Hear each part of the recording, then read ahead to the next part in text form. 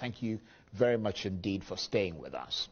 Thank you for having me, Charles. Now let's turn to the President-elect Bola Tinubu, whom, from what I read, you recently visited or were shown on social media to have visited. That suggests that you're making reconciliation moves. What are the reasons for that, and what would you say to your followers, the obedience, who might, in a sense, feel betrayed by that move, if it did in fact happen? Charles, it did not happen. I've never visited him. I didn't. These are one of the things I'm telling you. They've turned the whole thing into a joke. So what it is now is, what are we going to do to crush this person? What are we going to do to label him this? If it is not to label him tribal bigot, religious bigot, if it's not sticking, maybe we'll find his family, maybe have a love child somewhere, maybe all sorts of things. Duplicated identity, everything. Because I've been to the UK about 3 times this year, this issue. So it's all about, let's go to Washington and announce to them that is treason, that is involved in this, involved in that. Charles, I did not visit anybody. Okay, well that's a clarification. So my followers are saying, will remain steadfast in the course we've chosen. And that is to do the right thing. We went into election with a strong faith in the law that was signed by Mr. President, with a strong faith in the statements of Professor Mahmoud, which said globally, said it in Washington, said it in Chatham House, in places where even other electoral bodies don't come to say anything. He said it all over Nigeria. Even when people doubted it, he said nobody should doubt it. It's going to be this real time. This. Why do we have to go through that? Just why do we have to? Why is this country built that things must be wasted? So why do you think he said those things and did something else? We spent nearly $1 billion for this mess. We could have just saved the money. After all, if the university striking lecturers were giving 400 billion, they wouldn't have been on strike. We'd have just asked Mr. President, you're going, please appoint somebody of your choice. You would have saved everybody, the parties that were running around, all those monies people use for campaign and everything, running around, even those who shared money for the primaries, they would have saved all that money, even for the forms, and used it to invest in the 2 critical areas that is keeping this country underdeveloped: education and health. If we have put 100 billion in primary health care that have just collapsed, and we have the highest infant mortality, surpassing India, that is 1.4 billion people. Nigeria have surpassed India in infant mortality. If we have put 100 billion naira on that, it would have made all the difference. We didn't. We put it in the election. And then we came up with this.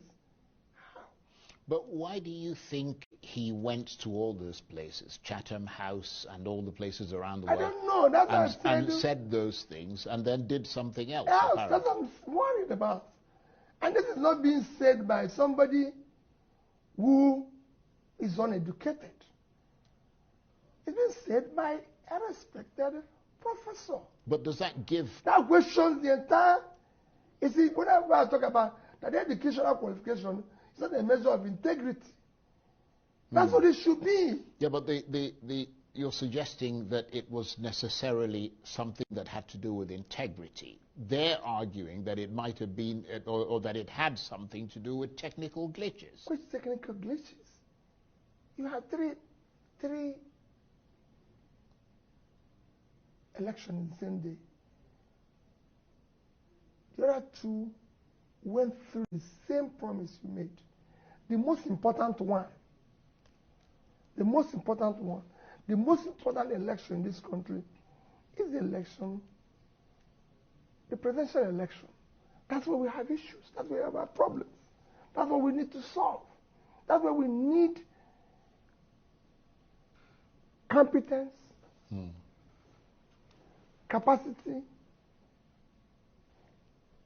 integrity, and everything that character, everything that is required to move it forward. And that is the only one that you have glitch. Which glitch?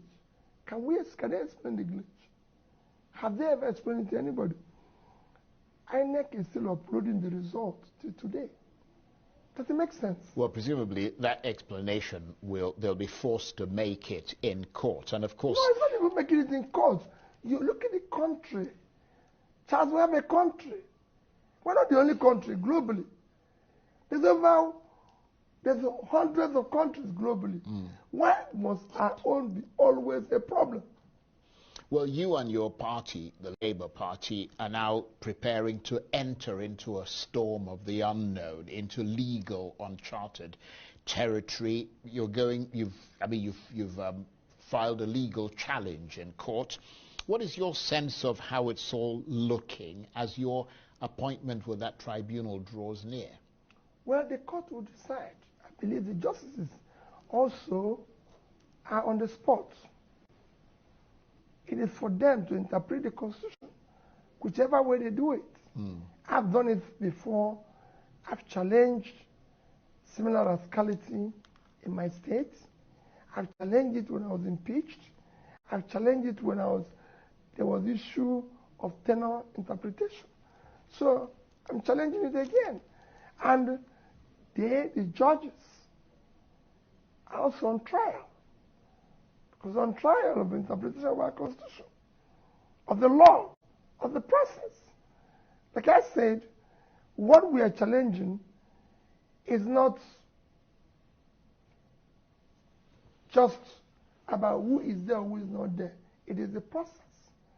Just the process through which people get to anywhere is far more fundamental than what they do thereafter.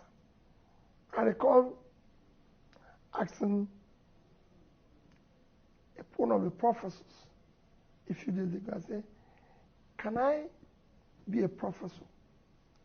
Can I start writing I'm a professor without having to do the necessary work of being a professor? He said, no. I said, okay. Who said I'm not probably more intelligent than most professors? But there's a process. And it's that process that I want people to respect. There's a law. That's why we went through that electoral law that we celebrated. And that's what we're challenging. Well, obviously, there's a lot to go through. I mean, the case is in court, and we'll have to wait to see how it goes. But let me turn to the internecine crisis that is leaving or tearing your party, the Labour Party, apart, or appears to be doing so, with public fights over the chairmanship, jockeying for position, etc. What's really going on in the Labour Party? There's nothing happening in the Labour Party. I like what you said. There's nothing wrong in Labour Party.